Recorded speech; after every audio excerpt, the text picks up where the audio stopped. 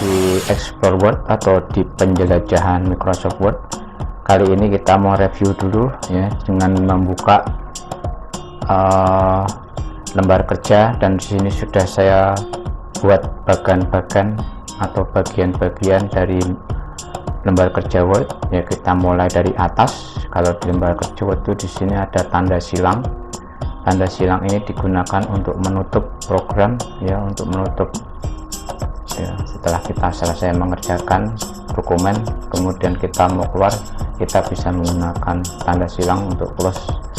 Kemudian di sini ada restore down, ini digunakan kalau diklik itu nanti dia akan menjadi kecil layarnya atau dikembalikan lagi menjadi besar. Kemudian di sini ada minimize dan maximize. Untuk minimize dan maximize ini kalau kita klik nanti dia lembar kerja akan tersimpan di taskbar ya. Taskbar kalau kita klik lagi nanti akan muncul lagi. Nanti bisa kita praktekkan. Kita hanya membaca bagian dulu. Kemudian di sini ada menu bar ya. Menu bar ini sini ada berisi nama-nama menu ya. Di sini ada menu home, file, insert, design dan sebagainya. Itu namanya menu bar. Di atas ada title bar. Title bar ini biasanya berisi nama dokumen yang sudah kita simpan ya. Nanti di sini akan muncul. Kalau kita belum menyimpan, di sini ada tulisan dokumen 1. Jadi sementara title barnya nama filenya dokumen 1. Tapi kalau kita sudah beri nama, maka di sini akan muncul nama file yang kita simpan. Kemudian di sini ada rule atau mistar ya. Di sini rule atau mistar ya. Di sini untuk membantu satuan panjangnya atau untuk patokan kalau kita margin kita ya, batas-batas kita. Kemudian di sini ada icon atau toolbar. Di sini ada icon semua ya. Di sini berisi icon semua atau toolbar. Kemudian di sini ada quick access ya. Di sini ada quick access, ini digunakan kalau kita membuat tool di sini, maka di sini untuk mempercepat akses. Misalkan kita membuka print preview, maka klik di sini. Ini bisa dihilangkan, bisa dimunculkan tergantung kebutuhan mana yang akan kita tampilkan di quick access toolbar ini ya. Di sini yang ada di sini ada undo, ada save dan sebagainya. Kemudian di sini ada file. File ini berfungsi sebagai office ya, office buttonnya di sini digunakan nanti untuk manajerial, untuk merubah settingan dan sebagainya yang sudah pernah dipraktekkan. Kemudian ini ada kursor ya. Jadi ini garis kursor, ini ada tempat atau namanya posisi naskah pengetikan kita ya, di awal atau di akhir. Kemudian di sini ada scroll bar vertikal ya. Di sini digunakan untuk menaikkan atau menurunkan posisi naskah kita. Kalau kita melihat bagian atas atau bawah, ini bisa di drag, geser ke atas dan ke bawah ya, dengan posisi vertikal atau ke atas ke bawah. Terus di bawahnya sebetulnya ada scroll bar horizontal yang bentuknya sama dengan ini ya, cuma di sini tidak terlihat.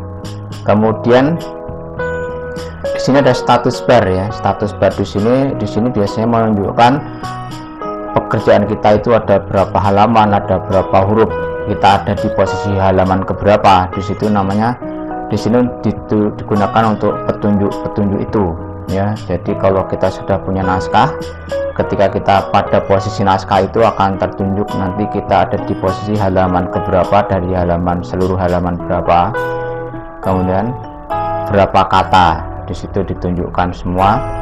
Kemudian ada language bar, itu di sini nanti ada ya, kalau ada juga ditampilkan, ada yang tidak. Nah di sini taskbar ya. Taskbar ini digunakan di sini biasanya juga untuk pintasan ya, untuk pintasan aplikasi yang mau kita pakai ya. Misalkan kita mau, di sini kita sudah buat taskbar untuk Word, berarti kita sudah bisa membuka Word dari taskbar ini cukup satu kali klik ya, tanpa harus melalui start menu seperti itu. Kemudian di sini ada zoom ya. Zoom ini digunakan untuk memperbesar atau memperkecil ya lembar kerja kita. Nah sementara ini yang harus diketahui yang ada di dalam lembar kerja Microsoft Word ya. Nah, kita akan coba nanti langsung dengan prakteknya. Oke adik-adik dan sobat-sobat, kita berikutnya lanjut ke review untuk menu dan toolbarnya yang sudah pernah dipelajari. Kita buka lembar kerja yang lain. Di sini untuk lembar kerja sudah saya siapkan naskahnya, jadi nanti kita akan explore untuk mendalami atau mereview fungsi menu dan toolbar ya. Di sini saya blok dulu, kita langsung saja adik-adik, kita blok di sini. Kemudian kita mulai dari sini. Di sini ada yang namanya increase font size ya. Coba dilihat, di sini ada kotak ya, ada kotak yang muncul namanya. Nama ikonnya increase font size. Di sini digunakan untuk memperbesar huruf. Jadi kalau kita klik, perhatikan hurufnya menjadi besar seperti itu ya. Kemudian di sebelahnya ini ada namanya decrease ya, decrease font size ya. Decrease font size ini digunakan kebalikan dari increase tadi. Kalau ini digunakan untuk memperkecil, jadi kalau kita klik dia akan kecil ya. Kita kembalikan ke 11 ya, karena tadi 11 ya, jadi semuanya 11, kita kembalikan ke 11. Lanjutnya di sebelahnya ini ada namanya changes ya, jadi ikonnya namanya changes, digunakan untuk merubah juga. Kita lihat di dalamnya, kita klik panah kecilnya. Nah, di changes ini ada sentences case. Di sini adalah fungsinya untuk merubah naskah menjadi standar kalimat ya. Kalau standar kalimat ini sudah standar, jadi kita coba yang lowercase ya. Lowercase ini nanti gunanya untuk apa? Nah, sebelumnya saya kembali ke sini dulu, saya akan zoom dulu ya supaya naskahnya kelihatan. Ini akan saya zoom. Nah, tadi itu ada waktu tadi di belakang juga ada zoom, kita zoom ya. Nah, kita coba segini saja dulu. Nah, di sini kita ulang kembali, posisinya sudah agak besar ya, jadi lebih enak dilihatnya. Nah, kita coba tadi sekarang yang di sini ya. Jadi di sini tadi ada changes. Ini kalau kita klik ada sentences case, ini adalah standar kalimat. Standar kalimat itu huruf awal besar, kalimat baru besar dan seterusnya. Tapi kalau kita klik lower, maka huruf besarnya hilang menjadi kecil semua. Kemudian ada lagi namanya uppercase. Uppercase itu untuk besar semua, jadi kalau kita klik uppercase dia menjadi besar semua. Kemudian di sini ada namanya capital Edwards, capital Edwards. Jadi setiap awal katanya huruf besar. Di sini sudah ada petunjuk. Ini tulisannya kecil semua karena gunanya untuk memperkecil semua huruf. Ini tulisannya besar semua karena fungsinya memang untuk memperbesar semua huruf. Sementara di sini setiap kata berawalan huruf besar, memang digunakan untuk membuat bahwa setiap teksnya itu setiap kata berawalan huruf besar. Kita coba klik. Nah, di sini huruf besar, huruf besar, huruf besar dan seterusnya. Kemudian ini ada toggle case, ini digunakan untuk, di sini berarti awalnya huruf kecil, selanjutnya huruf besar semua ya. Kita klik, nah seperti ini. Nah, oke, adik-adik, itu seperti itu. Nah, ini saya klik saja, jadinya seperti ini. Oke, saya blok lagi, kemudian saya kembalikan lagi ke posisi sentences case seperti adik-adik. Kemudian di sini digunakan untuk mengatur posisi. Jadi kalau ini tadi posisinya rata kanan kiri, maka kalau saya klik di sini menjadi rata kiri saja, kanannya tidak rata. Kalau saya klik yang ini, namanya ini center. Kalau tadi namanya ini namanya justify. Justify itu tadi untuk rata kanan rata kiri. Kemudian sebelahnya ini namanya alik right ya. Alik right ini digunakan untuk posisi naskah rata kanan tapi kirinya tidak rata. Ini tadi namanya alik right ya. Tolong dilihat, diperhatikan nama-namanya, gambarnya. Ini kalau pakai keyboard bisa menggunakan CTRL plus R ya. Kalau ini digunakan, kalau di sini bisa menggunakan CTRL plus J. Nah, di sini untuk center ya, untuk center ini atau Ctrl E ini kalau diklik maka naskahnya semuanya di tengah ya, diatur di tengah semua. Kemudian kalau ini namanya alik live. Ini biasanya posisi defaultnya kalau nggak kerja biasanya ini. Nah, defaultnya biasanya rata kiri ya. Selanjutnya kita mau atur berikutnya akan seperti apa. Nah, biasanya lembar kerja itu defaultnya rata kiri ya, atau namanya tadi align live seperti itu. Nah, kemudian kita coba lagi, misalnya saya blok saja yang ini ya, yang ini saja misalnya.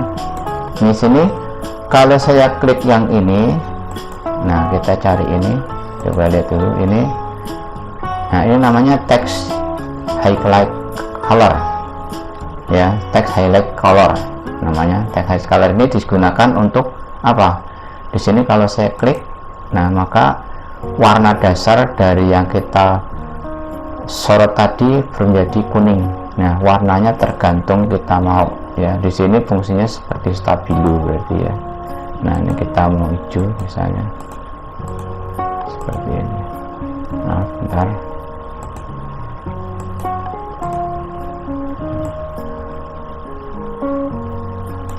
Nah, ini menjadi hijau dan seterusnya. Jadi nanti pilihan tergantung ya. Kemudian kalau misalnya ya, kita balikan dulu posisi awalnya. Kemudian misalnya kita yang ini, kalau yang ini itu digunakan untuk warna huruf. Misalnya kita mau merah sudah ada ya, tapi misalkan kita mau merah, nah maka di sini hurufnya menjadi merah. Ini untuk setiap kata yang kita klik ya, misalkan ini. Nah, ini katanya akan menjadi merah. Kalau kita mau jadikan hijau boleh saja. Ini jadi ini namanya font color. Font color itu adalah untuk mewarnai huruf, namanya font color. Kalau ini tadi namanya text highlight color ya, seperti itu.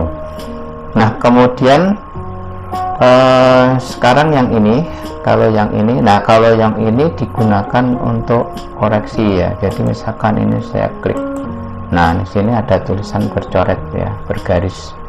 Misalnya ini tulisannya saya kembalikan ke hitam ya, seperti itu. Jadi di sini ada garis.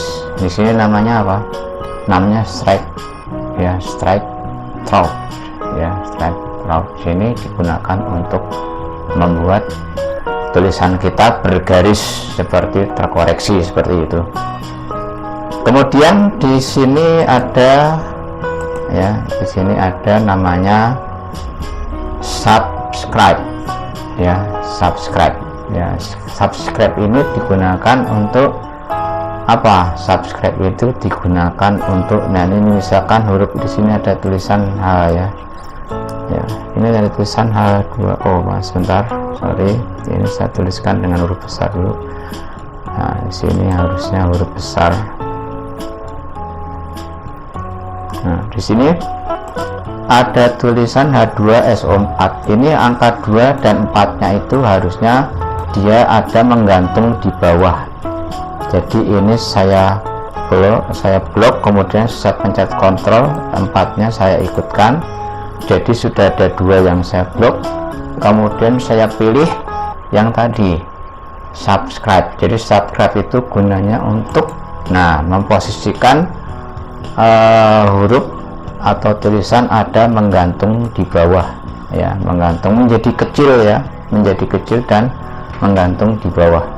Kemudian sebelahnya ini ada namanya superscribe ya. Superscribe itu digunakan untuk pangkat ya, superscribe namanya, digunakan untuk pangkatnya. Misalkan 3 ini posisinya harusnya pangkat nih, nah maka saya klik dengan superscribe. Setelah diblok kita klik, maka dia menjadi seperti ini, menggantung di atas, menjadi kecil dan menggantung di atas. Kalau subscribe menjadi kecil dan menggantung di bawah, seperti itu. Nah, adik-adik dan sekalian, jadi itu seperti itu. Kalau misalnya ini saya blok ya, kemudian saya pilih yang ini, nah ini makanya warnanya menjadi, warna dasar yang saya blok ini menjadi biru. Ini namanya shading ya, namanya shading. Sementara berikutnya adalah mungkin sebelah sini saya rubah. Nah, kemudian di sini ada mungkin sudah sangat paham kalau ini bold ya. Bold ini ada di sini gunakan untuk tebal. Nah, sini jadi hurufnya menjadi tebal seperti itu. Kemudian kalau kita pilih italic menjadi miring, jadi sini namanya italic ya. Boldnya saya hilangkan, jadi italic saja. Kemudian kalau misalnya kita ingin bagian terpenting bergaris bawah ya, misalnya di sini saya garis, saya blok di sini, kemudian saya pilih ini. Nah, ini namanya underline, bergaris bawah, maka di sini tulisannya bergaris bawah seperti itu. Nah, adik-adik sekalian, kemudian di sini hurufnya kita tengahkan pakai center ya. Kemudian ini posisinya bisa kita rubah ya. Kemudian kita blok saja semuanya ya. Kalau kita blok semua itu kita select saja, select all, kemudian di sini kita ganti menjadi Times Roman. Nah, sini Times Roman kalau jauh di bawah kita cukup ketik huruf T ya, huruf T kita kecil, maka di sini ada muncul Times Roman, kita pilih, kemudian kita jadikan Times Roman 12 ya. Kemudian seperti itu. Kemudian masih posisi select all dulu, masih posisi select all. Misalkan kita mau atur tadi rata kanan kiri, berarti kita klik ya. Kemudian setelah itu misalnya kita inginkan paragrafnya ya, awal paragraf menjorok ke dalam, kita atur saja. Nah, ini namanya apa? Ini namanya first line indent. First line indent ini ya, fungsinya untuk menempatkan awal kalimat paragraf, posisinya maunya ada di mana. Kalau misalkan kita tempatkan di sini, berarti posisi awal paragraf itu sama rata dengan tepi paragraf ya. Jadi ini namanya tepi paragraf. Jadi kalau kita mau posisinya awal kalimat di tepi paragraf ya, ini tetap di sini. Tapi kalau kita mau awal kalimatnya menjorok ke dalam, maka untuk first ya, line indentnya kita geser ya, seperti itu. Atau untuk first line-nya bisa kita atur juga dulu dari paragraf ya, tapi kita mau mengetahui dulu ya, review total yang harus kita ketahui. Nah, kemudian kalau di sini ini namanya left indent. Left indent tadi adalah tepi ya, tepi kiri dari paragraf. Kalau saya geser, maka tepi kirinya ngikut ke kanan, dan ini tetap ngikut, atasnya tetap ngikut. Bedanya kalau ini yang kita geser, bawahnya tidak ikut, karena posisi left indentnya sudah ditetapkan di sini ya. Kita hanya menggeser posisi awal paragraf ya. Oke, ini saya kembalikan dulu warnanya ya, seperti itu. Kemudian jadi ya, saya select all dulu.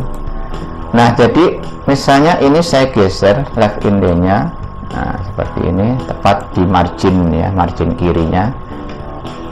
Ini yang kita mainkan, posisinya seperti namanya first line indent. Kalau ini namanya left indent ya, left indent namanya. Nah, kalau di sini namanya hanging indent ya. Hanging indent itu biasanya nanti dia ngikut saja ya, ngikut nanti biasanya untuk posisi kalau kita pakai apa namanya numbering dan sebagainya. Nah, kalau di sini namanya right indent, indent sebelah kanan. Jadi ini kalau saya geser, maka marginnya akan berubah ya. Margin tidak berubah sebetulnya kalau margin itu yang ini ya. Nah, ini aja right margin, ini posisi margin kanan. Jadi kalau misalkan ini kan untuk left ya, untuk left paragraf. Jadi ini memainkan paragraf bukan margin ya. Tapi kalau kita geser sampai sini, artinya apa? Artinya right dari naskah kita, posisi naskah kita itu sudah melebihi margin yang ditetapkan gitu ya. Jadi sebetulnya tidak boleh kan gitu. Kalau mau marginnya yang harus dikecilkan gitu. Ini marginnya kita kecilkan.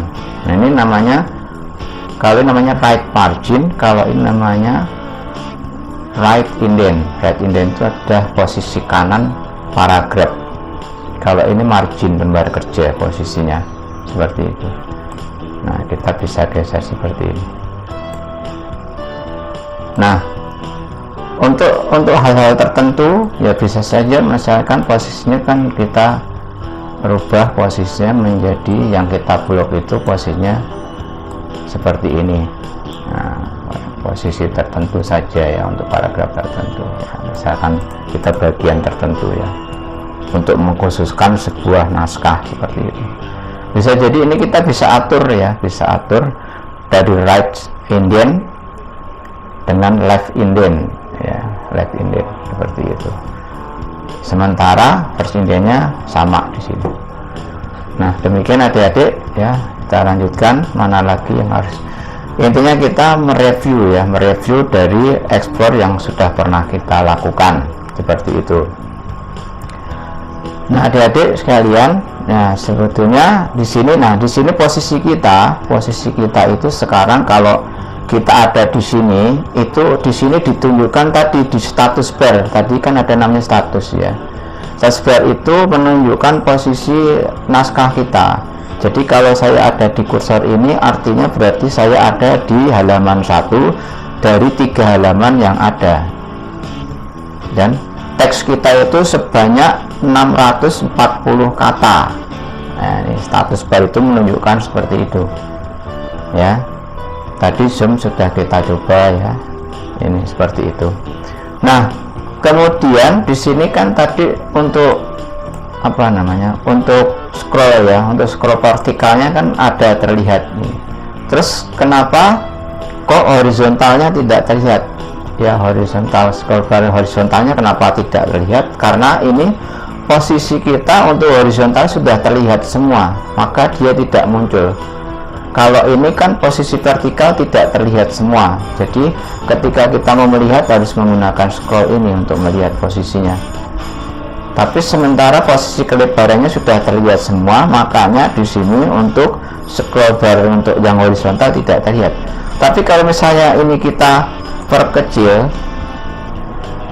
ya, atau kita misalnya kita perbesar seperti ini. Nah, di sini kan kita tidak melihat kelebaran keseluruhan, maka di sini muncullah scroll bar horizontalnya, gitu, seperti itu. Nah, itu maksudnya seperti itu. Jadi kok tidak terlihat, gitu kan? Tidak terlihatnya itu sebetulnya ini karena apa? Ketika posisi naskah kita kelebarannya sudah terlihat semua, maka dia tidak muncul. Tetapi ketika kelebaran tidak terlihat semua, maka dia akan muncul di sini. Nah, kalau kita ingin tahu ya kita geser kanan kiri seperti itu. Oke, jelas ya adik-adik dan sobat-sobat, tadi kenapa tidak terlihat untuk scroll bar yang horizontalnya. Nah, ini masih terlihat ya, masih terlihat seperti ini. Oke, adik-adik dan sobat-sobat, kita lanjutkan. Mau kita lihat ikon lain yang tadi ada di bagan. Jadi ini ada di sini pojok atas ini ada minimize ya, ini namanya minimize. Ini kalau kita klik maka lembar kerja kita itu mengumpul di taskbar ya, tetapi sebetulnya ini masih aktif ya, tuh kelihatan masih aktif. Di sini masih ada karena kita belum keluar atau belum kita simpan kembali, berarti dia masih aktif. Kalau kita klik lagi di sini maka dia akan muncul lagi seperti itu. Ini biasanya digunakan kalau kita ingin membuka lembar kerja lain sementara lembar kerja kita masih kita aktifkan. Nah, kemudian untuk yang restore down ini, kalau kita klik maka layarnya menjadi kecil. Ini juga biasanya digunakan kalau kita ingin melihat dua lembar kerja sekaligus seperti itu, atau kita ingin meng-cross satu dengan lembar kerja satu dengan yang lain. Nah, ini karena ini masih bisa kecilkan, mungkin di sini ada lembar kerja lain yang kadang-kadang kita bisa cross ya, bisa cross kedua pekerjaan kita gitu, atau mungkin kita ingin menggabungkan dan sebagainya. Nah, kalau kita ingin kembali perbesar ya kita kembali ke maximize lagi, kita maximize lagi. Nah, kita kembali ke layar utuh seperti ini. ya, kita besarkan lagi seperti itu adik-adik dan sobat-sobat. Nah kemudian kita kembali ke explore ke Office button ya. Jadi di file ini fungsinya untuk Office button. Jadi kalau di apa namanya, di lembar kerja lain untuk apa namanya, untuk Office yang mungkin 2010 atau mungkin 2016 mungkin sudah beda ya. Kalau di sini namanya file, ada juga yang menggunakan gambar. Ini berfungsi untuk Office button. Kita coba kita buka di sini. Office button ini biasanya kita main untuk perubahan setting, yaitu di option ya. Nah di option itu sudah pernah kita coba. Di option kemudian di advance. Di advance itu adalah digunakan untuk settingan lembar kerja yang kita perlukan, yang mana tampil dan mana yang tidak ingin kita tampilkan. Biasanya seperti itu. Misalnya di sini di advance ini ada editing option ya. Kemudian untuk mana yang mau kita tampilkan, mana yang tidak, sesuai dengan keperluan kita. Kemudian di sini juga ada copy dan sebagainya. Biasanya kita nggak rubah-rubah ya, biasanya untuk setting ini sudah standar yang diperlukan. Tetapi ada juga bagian yang sering kita rubah sesuai dengan keperluan kita. Misalnya biasanya sering kita buka itu di advance itu biasanya di bagian misalnya di display ya. Display ini juga sering sekali kita rubah, terutama di show measurement in unit of dari gitu kan. Jadi di sini biasanya digunakan untuk merubah settingan ukuran mistar.